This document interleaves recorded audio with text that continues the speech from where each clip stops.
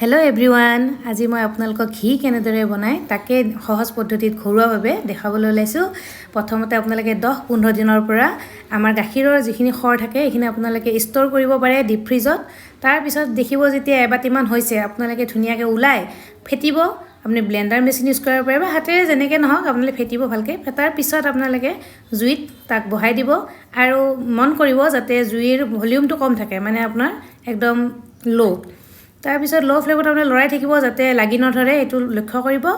আৰু যেতিয়া আপুনি দেখিব যে খৰৰ পৰা ঘিখিনি এৰি দিছে আৰু তেতিয়া সামান্য হালধীয়া বৰণ হৈছে, তেতিয়া আপোনালোকে লৰাই থাকিব কণ্টিনিউৱাছলি।